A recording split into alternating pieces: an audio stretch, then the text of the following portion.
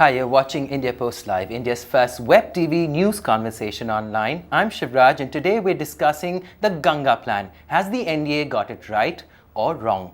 You too can join in on the conversation by logging on to indiapostlive.com. You can also tweet with us, #IndiaPostLive, or use the handle @IndiaPostLive. Right, the Narendra Modi-led government has made it a priority, the most ambitious project, the Namami Ganga project. Even as Indians wait for miracles from the Modi government, it seems to be a tough task ahead. Many such projects have been announced, and now we're waiting to see whether they can really implement it on ground. The Modi government, in its maiden budget, announced a 6,300 plus crore rupee fund for the Namami Gange scheme. According to this, the river will be developed as a tourism and navigation hub while stopping the inflow of pollutants into the river. 2,037 crores will go into rejuvenating the river. Another 4,200 crore rupees will be spent on developing a navigation corridor in the next 6 years. There is also a 100 crore rupee project dedicated to ghat development and waterfront beautification. Besides tourism, the river would be utilized as a means of transport, with boats traveling between Varanasi and Hooghly. However, scientists and environmentalists are quite skeptical about the feasibility of the government's most ambitious plan. They argue that the Union government's proposal to build barrages, dams and enable navigation of small ships on the river is going to affect aquatic life and create more pollution. So at the end of it, will the result be a spectacular cosmetic surgery that further erodes the fragile ecosystem of and around the river?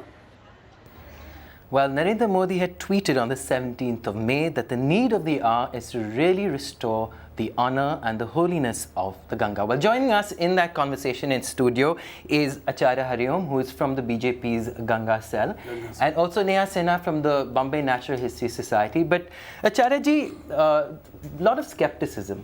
कई लोग कह रहे हैं कि कई बार government ने announce किया कि गंगा के प्लान को क्लीन अप करने के लिए पूरे ऑर्गेनाइज करने में अनाउंसमेंट्स किए, लेकिन ऑन ग्राउंड कुछ हुआ नहीं. इस बार क्या फ़र्क है? नरेंद्र मोदी सरकार अभी 2 माह पूर्व उन्होंने अपना कार्यभार संभाला है. आते ही उन्होंने ये घोषणा की कि विशेष रूप से हमारे देश के, हम जिन्हें विजनरी प्रधानमंत्री कहते हैं, उन्होंने कहा कि हम गंगा पर ड्रीम प्रोजेक्ट ला रहे हैं. गंगा की पवित्रता और गंगा की अविरलता को बनाए रखने के लिए उन्होंने अपना संकल्प जाहिर किया स्वयं बनारस में जाकर के. जो इससे पहले प्रयत्न हुए हैं, बहुत सारे एफर्ट्स किए गए हैं पिछली सरकारों में, निश्चित रूप से वो अच्छी नीयत से किए गए थे. और उन प्रयत्नों के करने में हम उसको इस समय केवल यही कहना चाहेंगे कि यदि वे प्रयत्न नहीं होते तो हमें उनकी निष्फलता किस कारण से हुई है ये भी समझ में नहीं आती. गंगा पर, यमुना पर STP प्लांट्स लगाए गए, वो कहीं सफल हुए किसी एक आध स्थान पर, नहीं तो असफल ही हुए. गंगा या यमुना या किसी भी नदी में जो प्रदूषण की मात्रा थी, घनत्व था प्रदूषण का, वो बहुत ज़्यादा था.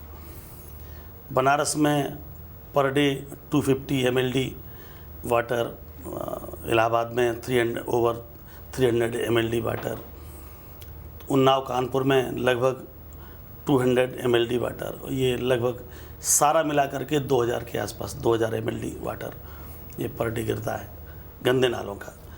टेनरीज का कानपुर में, ये सारा मिला करके एक बहुत बड़ा प्रदूषण है. नरोरा के पश्चात गंगा में केवल 300 क्यूसेक पानी छोड़ा जाता है. इससे पहले 3 बैराज हैं, हरिद्वार, बिजनौर और नरोरा. इन तीनों बैराजों में 40,000 क्यूसेक्स पानी सिंचाई के लिए चला जाता है. फिर गंगा में बहुत कम पानी रह जाता है, यानी कि उसका बहाव, प्रवाह, उसकी अविरलता ये कम हो जाती है. जब कम हो जाती है और नालों का प्रदूषण का घनत्व बढ़ जाता है तो नेचुरली एक तो प्रदूषण की मात्रा बढ़ गई. जो उसका सॉलिड वेस्ट है, ठोस कचरा है, ये जगह जगह कुछ न कुछ किलोमीटरों में कुछ न कुछ उसकी यात्रा, गंगा की जो यात्रा है उसमें ठोस होकर के जम रहा है. कहीं कहीं तो वो 50 फीट हो गया है. 15 फीट से लेकर के 50 फीट तक वो ठोस कचरा, जिसने नदियों की वैज्ञानिकता, नदियों की अविरलता तब रह पाती है जब मूल स्रोत उद्गम से लेकर के और जहाँ पर गंगा जल गंगा सागर में गिरता है उसके मध्यमा का जो 2525 किलोमीटर का भाग है, उसके जल स्रोत बंधन हो, एक परकोलेशन प्रक्रिया हर नदी की होती है, जो बड़ा वैज्ञानिक दृष्टिकोण उसका है। कई जल विज्ञानियों ने और जल पुरुष जैसे राजेंद्र सिंह यादव का मैं इस समय नाम लेना नहीं भूलूंगा, उन्होंने राजस्थान में 7 नदियाँ जो बिल्कुल समाप्त प्राय हो गई थी, उनके छोटे छोटे जल के और चेक डैम बनाकर, और जिन्हें राजस्थान की भाषा में जल के झोड़ कहते हैं, उन्हें बनाकर वहाँ के लोगों को जागरूक करके उन्होंने उन नदियों के जो मार्ग है उस पर जल के चेक डैम बनाए, छोटे छोटे बरसात के जल को इकट्ठा किया। परकोलेशन प्रक्रिया शुरू हो गई और उन्होंने खुदाई करके जो वहाँ ठोस कचरा था उसे हटाया। आज वो नदियाँ जीवित हैं। बहुत सारी नदियों का और भी उदाहरण जब विषय चलेगा। तो आपने जो अभी कहा कि इससे पहले के जो प्रयत्न हुए हैं, तो प्रयत्नों की दिशा तब केवल इतनी थी कि हम जल को जो आ रहा है, प्रवाह हो रहा है, उसको शुद्ध करेंगे।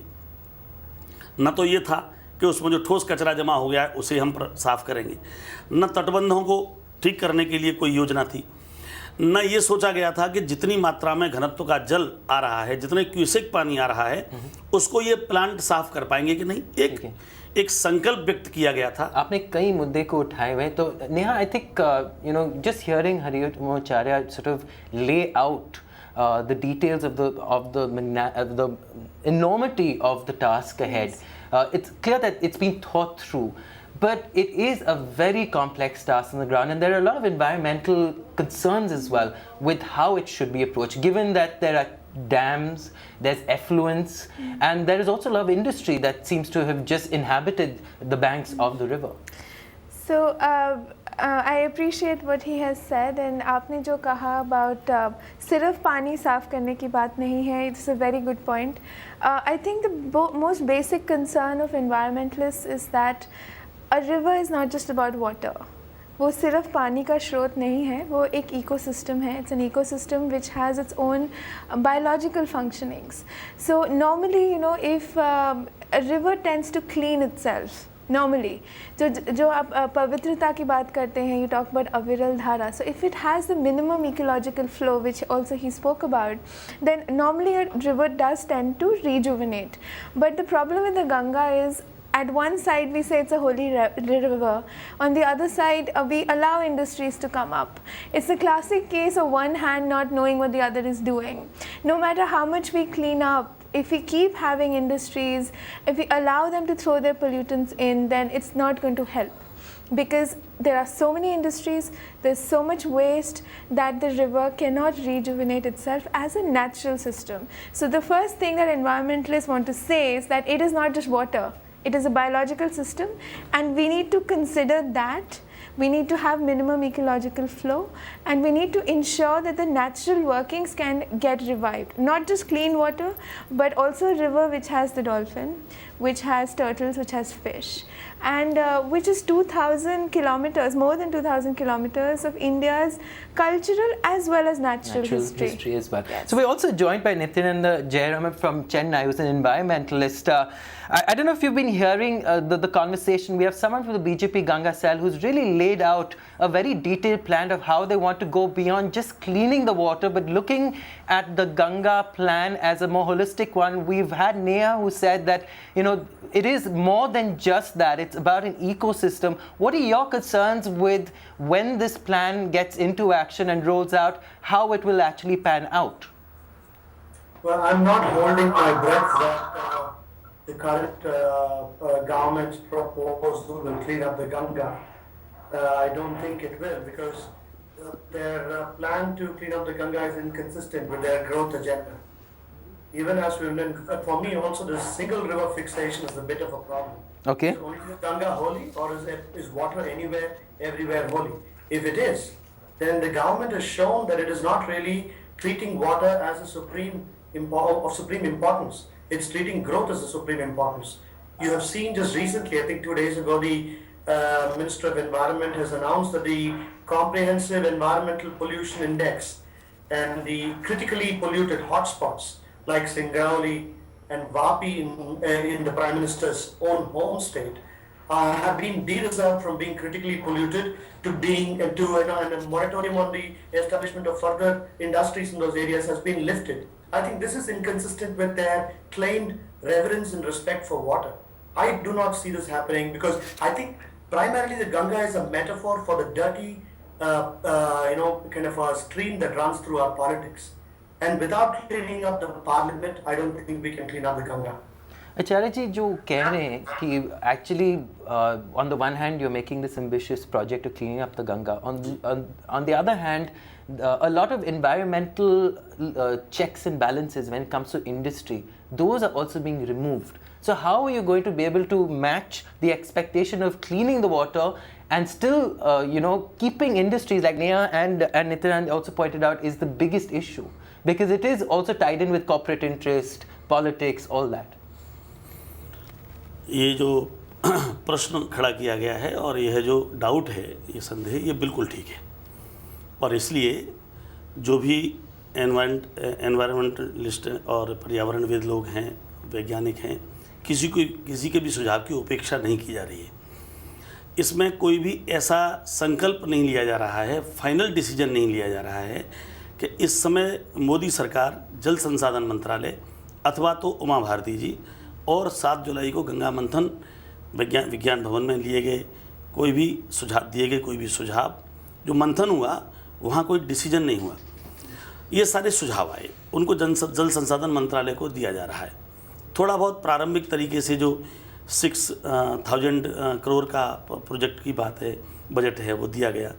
ये सब बातें अभी प्रारंभिक है। ये प्रश्न बिल्कुल जो टेनरीज का जल है, कानपुर की इंडस्ट्रियल वेस्ट है, नालों के बारे में मैंने खुद ही कहा कि पर डे कितना मिलियन लीटर डर्ट जा रहा है, इसको बिना साफ़ किए और इसको बिना इसके लिए कोई जन जागरूकता किए, कभी कानून बनाने का विषय भी आया। मैं क्रम से विषय लेता हूँ। कुछ सुझाव आए कि कानून बनाया जाए, कानून बनाने की ओर हम लोग प्रयत्नशील भी हुए, लेकिन कई बार ऐसा लगा कि पहले कानून की आवश्यकता नहीं है।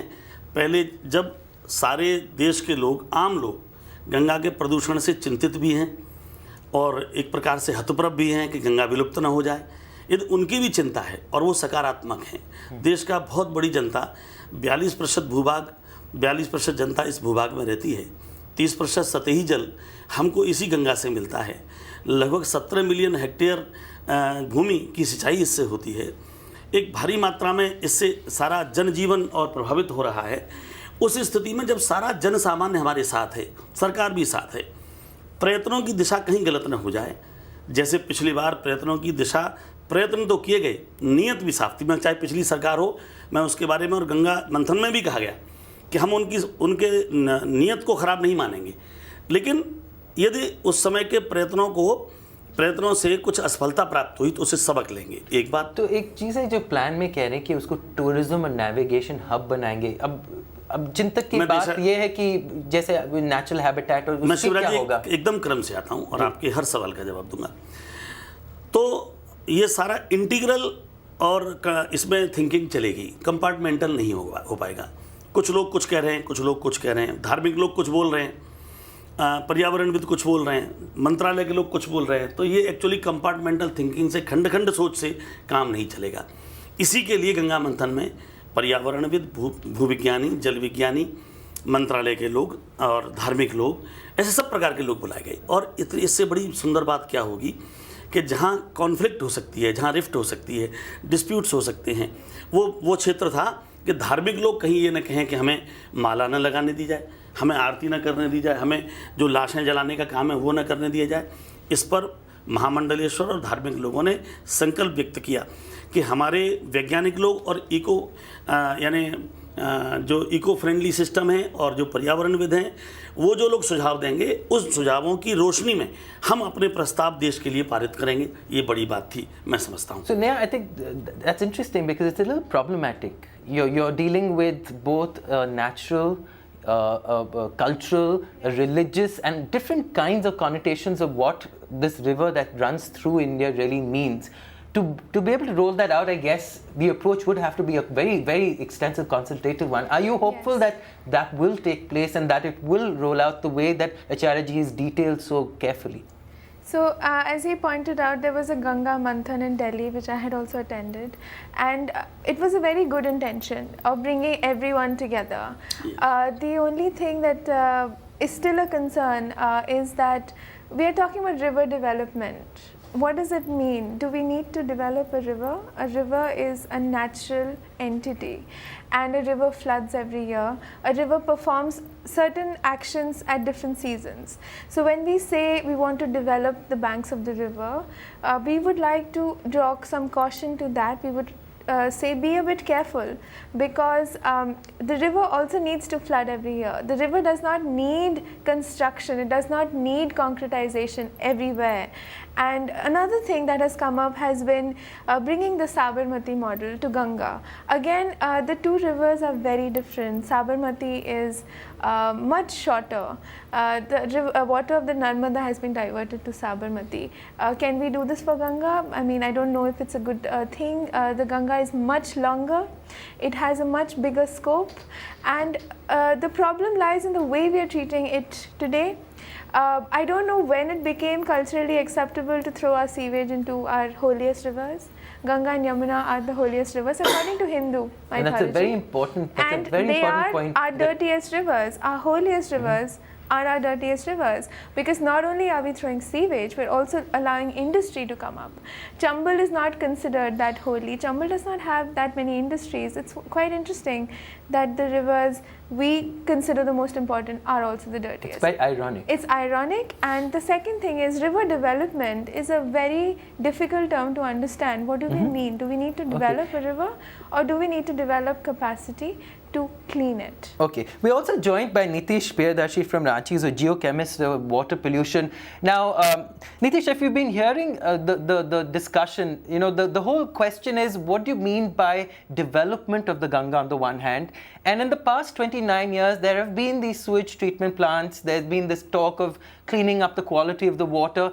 Where do you see it now going from here? Because this government has thrown its weight behind a very ambitious plan to really look at the Ganga very seriously. But on the other hand, it is also a very complex situation. You're right. From last 10 years to 12 years, since the Ganga Action Plan phase 1, Ganga Action Plan phase 2. But still, Ganga still remains the biggest polluted river of the world also, of the country also. The major problem is that lack of awareness. Even if you're for protecting Ganga, you will have to take some stern actions, especially the blocking of the wastage coming to the Ganga river. Especially you can't stop someone bathing in the Ganga river because it's a holy river. So for that, you will have to create an alternative, creating one parallel river for small distance, so that the people can take bath in that river, and afterwards water can be treated and again flown to the Ganga river. So there are very lots of complications are there, and it's lasted for more than 60 to 70 years after the industrialization begins in India, the independence. It's a very Herculean task now. Yes. And for that, we will have to take many actions, especially because Ganga is carrying many sediment loads, many heavy metal pollution, many bacteriological pollution. So it's not so easy. But still we can do it because Ganga, all of us in India also having the Okay, that's an interesting point that you're making. आचार्य जी जो point बना रहे हैं कि actually, और हम भी पहले discuss कर रहे थे शो के पहले कि एक्शन के बगैर थोड़ी अवेयरनेस भी और थोड़ी सी डेलिकेट बैलेंस, क्योंकि वहाँ पे हमारी हिंदू संस्था की जो चीज़ें होते हैं जैसे इमर्शन, यू नो, एशेस और सब, आप भी कह रही थी कि अब जो कोशिश होगी एजुकेशन की, आप समझते कि ये हो पाएगा? क्योंकि काफ़ी लोग वहाँ पे डिपेंडेंट है गंगा पे। मैं यदि क्रम से आपसे अपनी बात कह पाऊँ तो शायद बहुत सारे सवालों का निस्तारण मेरी वार्ता में हो जाएगा। आपने बहुत अच्छी बात कही, और जो हमारे पैनल में अन्य पैनलिस्ट हैं भी जो बात रख रहे हैं, निश्चित रूप से सभी चिंतित हैं, इसके कारण ही विषय रख रहे हैं। अब तक जो प्रयत्न हुए हैं वे कई बार असफल हुए हैं, इसलिए भी वो ये बात कह रहे हैं। ये भी लगता है कि ये मिशन इतना बड़ा है कि कैसे हो पाएगा। कई बार हम यदि अर्थमेटिक के स्टूडेंट हैं, उसके नाते देखें तो यदि किसी छोटे से प्लेन को लिया जाए और उसमें मल्टीप्लाई कर दिया जाए उसी चीज़ को, तो वो कई गुना बढ़ जाती है। अभी आपने कहा कि क्या शुभ नाम बताया आपने? नेहा जी ने कहा कि साबरमती का जो प्लेन है वो उसकी लंबाई यात्रा नदी की बहुत छोटी थी। तो यदि साबरमती की छोटी लंबाई होने के बाद उसे हम क्लीन अप और उसे ठीक कर सकते हैं, जैसा कि आपने कहा। मैं और दूसरी बात कहूँगा, जैसे लंदन में टेम्स नदी छोटी है, उसको 1950 में वो प्रदूषित हो गई थी, गंदा नाला बन गई थी। एक वैज्ञानिक को उसका जिम्मा दिया गया, एक विश्वास अर्जित हुआ और 1964 तक आते आते 14 वर्षों में काफ़ी शुद्ध हो गई और 20 वर्षों में तो काफ़ी एकदम ठीक हो गई। और सारी उसमें जैविकता नदी के जल में इतनी बढ़ गई थी कि जैविक प्रदूषण के सारी मछलियाँ उसमें मर गई थी, उसमें कोई भी जीव टिक नहीं पाता था। हाउस ऑफ लॉर्ड्स में उसकी बदबू आती थी। और जब उसका प्लान बना आफ्टर सेकेंड वर्ल्ड वार, सारा लंदन नष्ट जैसा हो गया था, तो सारे अंडरग्राउंड उसमें नाले इत्यादि बनाए गए, उनको सारा काम सौंपा गया और नालों का डाइवर्जन हुआ। पहले वो गिरते थे टेम्स में, फिर वो टेम्स से उनका डाइवर्ट किया गया। जर्मनी की रियान नदी और वर्जीनिया यूएसए की पुटमेक रिवर, इनके बहुत सारे एग्जाम्पल हैं। हमारे ये तो हैं प्रदूषण को मुक्त करने के, और हमारे ही देश के अंदर राजस्थान में 7 नदियों के पुनर्जीवित करने के उदाहरण। अर्थात हम जिन दोनों बातों से चिंतित हैं, गंगा प्रदूषण मुक्त हो, दूसरा गंगा कहीं विलुप्त न हो जाए, ये जीवित रहे। अभी तो गंगा में बहुत जान है, हम लोग पहले से चैतन्य हो गए, ये बहुत अच्छी बात है। और ये जितना बड़ा मिशन है उतना ही बड़े मात्रा में, जो 42% तो देश का भूभाग यहाँ रहता है, जनसंख्या, वो सारे लोग गंगा जब मंथन हुआ तब, और जो हम जन जागरण देख रहे हैं। दूसरे, मोदी सरकार का जो संकल्प है प्रमुखता से लिया गया है।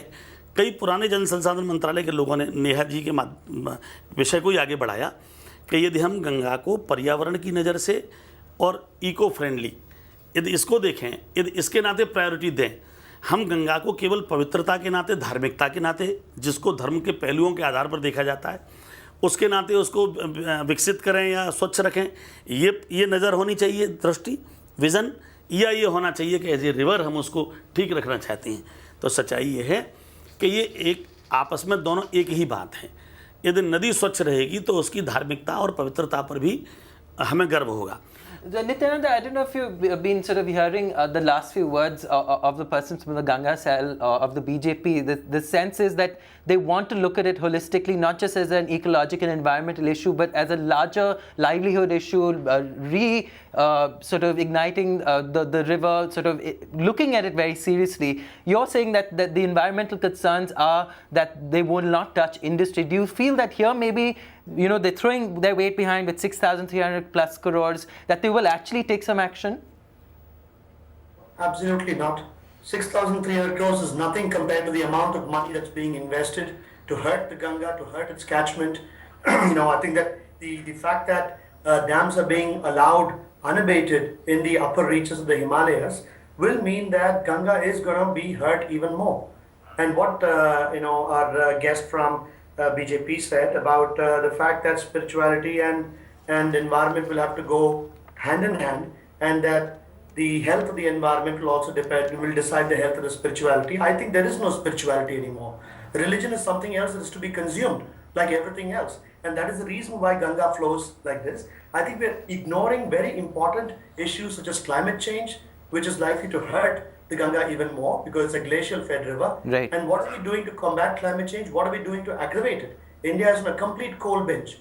So to think that these things are not related and somehow Ganga's solution lies either within its own course of the river course or just restricted to the catchment of the Ganga is exposing a complete ignorance of how the planet works. You have a growth model that is headed towards suicide. And then you're saying that in this growth model, you're going to invest 7,000 crores to revive the Ganga. Sabarmati was not cleaned. Another river, the Narmada, was starved in order to get Sabarmati some water so that the pollution could be diluted. This is not cleaning up. This is no solution. आप react करेंगे आचार्य जी, क्योंकि वो कह रहे कि larger issue of climate change को address ना करके ये खाली देख के पूरा चलेगा नहीं। जो अभी मेरे मित्र ने कहा कि 7,000 या 6,000 करोड़ ये बजट पर्याप्त नहीं है, उनकी बात को ही मैं आगे बढ़ा रहा हूँ। और मैंने प्रारंभ में भी कहा, ये एक किसी भी अभियान को, किसी भी कैंपेन को जो हमने लिया है, clean Ganga, national mission for clean Ganga, NMCG, यह हमने निर्मल गंगा, अविरल गंगा का स्लोगन दिया है। ये इसके लिए प्रारंभिक बजट है। मोदी जी ने भी कहा है और देश की मांग भी है, इसके लिए जितने बजट की आवश्यकता होगी वो बजट दिया जाएगा, उसके लिए प्रयत्न भी किए जाएंगे। किसी भी चीज़ को इस इंतहा तक डाउटफुल करना कि उसके प्रयत्न मर जाएं, हम इससे बिल्कुल भी इत्तेफाक नहीं रखते। हम ऑप्टिमिस्टिक लोग हैं, आशावादी लोग हैं, और हम आशावाद से ही जीवित रहना चाहते हैं। इस प्रकार की चिंताएं खड़ी कर देना किसी भी वैज्ञानिक के द्वारा कि गंगा विलुप्त हो जाएगी, सरकारों को दोष देते रहना, नागरिकों को दोष देते रहना, इससे कुछ नहीं होना। ये आत्महत्या के समान है। देश को खड़ा करना उसके जीवन पर, जिनको जीवन रेखा की गंगा नदी की आवश्यकता है, उसके लिए उसी समाज को खड़ा कर देना कि तुम्हारे प्रयत्नों से, तुम्हारे कुछ गलत सारे व्यवहार के कारण गंगा प्रदूषित हो रही है, उस पर चेक लगाइए। वो लोग तैयार हो रहे हैं, संकल्प ले, हजारों की मात्रा में लोग संकल्पित हो रहे हैं। डैम्स का क्या करें? मैं एक एक बात कहने दीजिएगा मुझको, तब मैं आपके प्रश्नों का जवाब दे पाऊंगा। यदि बीच में आप बार बार अवरोध करेंगे तो नए सवाल उठेंगे और इस विषय का कोई लाभ भी नहीं रहेगा। जो सवाल खड़े किए जा रहे हैं, जो डाउट खड़े किए जा रहे हैं, मैं उनका जवाब दे रहा हूँ। जो गंगा को, जो ग्लेशियर का विषय है, जहाँ से आती है गंगा, गंगोत्री से लेकर के हरिद्वार तक गंगा की ना विरलता में कोई समस्या है, न गंगा के प्रदूषण की कोई प्रॉब्लम है, न उसका शोषण कोई भी होता है। 260 किलोमीटर के बाद जो बाद में 2200 किलोमीटर की गंगा है, ये गंगा में प्रदूषण बढ़ रहा है। उसके जल को हम सिंचाई में प्रयोग कर रहे हैं 40,000 क्यूसेक नरोरा तक। ये ज़रूरी नहीं है कि हम उतने सारे जल को सिंचाई में ही करें, उसके लिए कोशिश हो रही है। सुझाव आए हैं कि हम तरह तरह के डैम्स बनाए जाएँ। उन डैम्स, क्योंकि जैसे उत्तराखंड में जो डैम्स बनाए गए हैं उनसे पन बिजली मिलती है लेकिन जल पूरा आता है, उसी प्रकार से आगे भी डैम्स बनाए जा सकते हैं। ज़रूरी नहीं है कि गंगा जल से ही सिंचाई हो, अर्थात वर्षा का जल जो 4 महीने आता है उसको 2500 किलोमीटर की गंगा है, उसमें कुछ स्थानों पर रोका जाए। उसके रोकने के तरीके हम इस सेशन में डिस्कस नहीं कर सकते। उसके रोकने के तरीके भूवैज्ञानिक, जल वैज्ञानिक और जो डैम वैज्ञानिक हैं और उससे होने वाली हानियाँ, इस विषय पर जो सारा मंथन होगा वो लोग तय करेंगे और वो होगा। देश में कोई एक पर्यावरणविद नहीं है, देश में कोई मेरे जैसा कोई एक सुझाव देने वाला नहीं है, इसलिए वो सारे डैम्स खड़े होंगे और उसमें से गंगा जल के लिए अलग जलाशय होने चाहिए, ऐसा हमारा मानना है। और हमारे लिए ये भी एक लंबा विषय है कि गंगा केवल उत्तराखंड की, उत्तर प्रदेश की नदी नहीं है। गंगा ये संपूर्ण 5 राज्यों की, उन राज्यों की नदी है जो गंगा सागर तक जाती है, उन सभी को गंगा जल मिलना चाहिए। 1916 का महामना मदन मोहन मालवीय का जो एग्रीमेंट अंग्रेजों से था, वो संपूर्ण 5 प्रदेशों के लिए गंगा का जल दिया जाए, इसके लिए था। जब गंगा जल सभी प्रदेशों को मिलेगा तो जन चेतना का दबाव गंगा को अविरल रखेगा।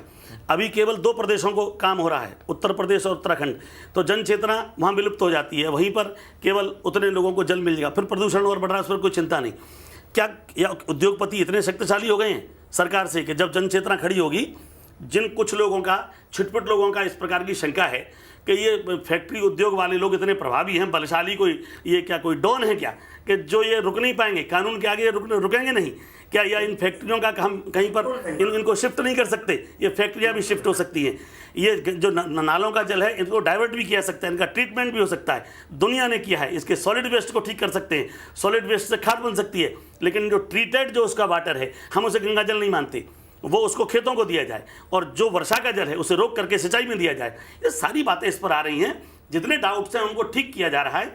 फिर ये बेवजह के सारे विषय उठाना, इस प्रकार की बातें करना, शंकाएं करना, जो लोग भगीरथ प्रयत्न लेके चल रहे हैं, हम लोग इतने हल्के लोग नहीं हैं भारत के लोग कि किसी भी जरा से संकट से हम परेशान हो जाएं। जो भगीरथ ने इतना बड़ा काम किया था वो एक मिथक हो सकता है, लेकिन ये देश इस समय 120 करोड़ का है और इसमें जो 45% भूभाग जनता रहती है, वो सारे की सारी जनता संकल्पबद्ध हो रही है। जो लोग केवल एसी कमरों में बैठे रहते हैं, जो केवल कुछ कंप्यूटर पर टकाटक करते रहते हैं, उनको ये अंदाजा नहीं है कि लाखों लोग, करोड़ों लोग इसके लिए संकल्प ले रहे हैं और बाकायदे अपने ट्रेडिशन में बदलाव कर रहे हैं। धार्मिक संकल्प यदि उनके कुछ गड़बड़ करते हैं तो वो उन पर अपने बदलाव के लिए तैयार है। सरकार तैयार है, बजट तैयार है, देश तैयार है और दुनिया के वैज्ञानिकों का सारा समूह इस काम के लिए तैयार है। शंका कहाँ रह जाती है? शंका कहीं पर है ही नहीं। हम इस प्रयत्न करेंगे। Okay, Neha, it's a catch-22. Solution has been proposed for a social problem. It goes on to vindicate my position that they cannot think beyond an engineering solution to an extremely complex social and a political problem. Okay, but Neha, you've been part of the consultative process. You went for the first month, and I think the big concern has been the dams as well. And like Acharya ji said, there will be a very strong discussion on the whole issue of dams and how they are operating at the higher reaches of Ganga. Are you hopeful, listening to the conversations that have happened in those consultations, that there will be a serious discussion going forward as well? At the Ganga Manthan, they invited a lot of spiritual leaders, which is very good because we can't do anything. I mean, we can't do many things without the local people. In this case, a lot of local people are spiritual leaders. And but what I would ask Acharya ji is that this entire issue, if we can look at it beyond religious sentiment, because there are a lot of people who feel that Ganga should have Aviral Dhara who are not necessarily spiritual people. This is something that we feel for many rivers, that let the river run the way it runs. Don't disturb the flow of the river. So one of the criticisms was कि सिर्फ इसको हिंदू वे में ना देखिए, and Uma Bharti did give a clarification saying that every river is holy and every water of every river should be cleaned up. My concern only is that if we are talking about Nirmal and Aviral, what do we do to follow up? Are we going to allow dams? Are we going to allow industries, which have been in the past very big problems, as he will agree with me? So how do we, if we are to look in the future now for Nirmal Dhara, Aviral Dhara, how do we do it now? तो आप show close करने के पहले आप खाली अपने इस पे, क्योंकि ऑफ कोर्स चर्चा तो चलती रहेगी, आधा घंटा भी तो हम पूरा नहीं बात कर सकते, तो अब बताइएगा। मैं तो जो आपके कुछ प्रश्न थे और जो कुछ डाउट्स हैं उन पर ही केवल अपना मंतव्य व्यक्त कर सकता हूँ, और जो सरकार का अधिकृत मंतव्य है वो मैंने आपसे अभी व्यक्त भी किया। फिर भी मैं एज ए कंक्लूजन, सारांश के रूप में, उपसंहार के रूप में इतना कह सकता हूँ कि 2500 किलोमीटर से अधिक बहने वाली गंगा, इसको संपूर्ण रूप में, समग्र रूप में देखना होगा। समग्रता में देखने का अर्थ है इसकी निर्मलता, यानी कि इसकी पवित्रता, इसकी स्वच्छता। अविरलता माने कि गंगोत्री से लेकर गंगा सागर तक गंगा का जल मिले, और सिंचाई के लिए इसके जो जल, इसका जो वर्षा का जल है उसको रोक करके, और ज़रूरी नहीं है गंगा जल से ही सिंचाई की जाए, जो नाले हैं उनको डाइवर्ट किया जाएगा। आवश्यकता पड़ी तो कानून बनाकर जो फैक्ट्रियाँ प्रदूषण कर रही हैं, फैक्ट्रियाँ दूसरे स्थानों पर भी लगाई जा सकती हैं। जितनी कि गंगा के बारे में हमारी चिंता है कि 45% आबादी, 30% आबादी को सतही जल मिल रहा है, 42% भूभाग आच्छादित हो रहा है, इससे 17 मिलियन हेक्टेयर जो भूभाग है उसकी सिंचाई हो रही है। उसकी तुलना में यदि फैक्ट्रियों को हमें दाएं कुछ करना पड़ा, पहले भी कई बार हुआ है, ये किया जा सकता है। इसके लिए हम प्रयत्नशील भी हैं और कटिबद्ध भी हैं, ऐसा करना पड़ा तो करेंगे। यदि टैनरीज के जल को और इंडस्ट्रियल वेस्ट को हम निस्तारित कर सके और ट्रीटमेंट कर सके तो पहले उसको प्राथमिकता देंगे, नहीं तो उन्हें हटाएंगे। नालों को डाइवर्ट करेंगे, नदी को गहरा करेंगे, जल के स्रोत ढूंढेंगे, तटबंध बनाएंगे, और इलाहाबाद से लेकर फरक्का तक, हुबली तक, जो निचली गंगा कहलाती है, और हरिद्वार से जो इलाहाबाद तक मध्य गंगा कहलाती है, क्योंकि गंगोत्री से हरिद्वार तक की जो ऊपरी गंगा हम 3 भागों में विभाजित करते हैं, तो ऊपरी गंगा में बहुत ज़्यादा न प्रदूषण है न प्रॉब्लम्स है। प्रॉब्लम है हरिद्वार से इलाहाबाद तक, वहाँ हमने सारा जल बिजनौर और नरोरा में रोक लिया है। इस पर चिंता करेंगे, इसको कितना छोड़ा जाए, कितना अविरलता के लिए रखा जाए, और जो लोग प्रदूषित कर रहे हैं उनको चेक करेंगे। कानून भी बना सकते हैं, लेकिन पहले हम जागरूकता को प्राथमिकता देते हैं। जब देश अपने आप ही तैयार है, माला लेके खड़ा है, ठीक है, इस अभियान के स्वागत के लिए। और जहाँ आपने कहा कि टूरिज्म की बात, तो टूरिज्म कोई प्रतिबंधित नहीं है। किसी भी नदी, दुनिया की नदियों में टूरिज्म हो रहा है और वहाँ पर पर्यटन भी हो रहा है। तटबंध यदि विकसित किया, सारा जरूरी नहीं है 2500 किलोमीटर का तटबंध विकसित किया जाए। तटबंध जितना विकसित होगा, जितने आसपास किनारे बनाए जा सकते हैं, पार्क बन सकते हैं, और जो नदी के किनारे एक प्रकार से जो तरह तरह का टॉक्सिकेंट वाला जो खाद है, वो क्या बोलेंगे उसको, जो खाद एकदम जहरीला खाद है, खेत किनारे वाले जो किसान काम कर रहे हैं, उनको हम जैविक खाद की बात करेंगे। ये सारे आह्वान जनता जिस समय संकल्प व्यक्त करती है, और जब थोड़ा कानून का भी मिश्रण होता है तो जनता उसको सुनेगी। तो इस ईयर एंड तक कोई एक्शन प्लान बताया गया कि निकलेगा, तो थैंक यू। हम लोग फिर से एक प्रोग्राम करेंगे इसके बारे में। Thank you so much Acharya ji, thank you Neha, thank you Nitin for joining us in the show. We will continue the conversation. You can log on to our website indiapostlive.com. You can also continue the conversation by tweeting with us #IndiaPostLive. Thank you for watching.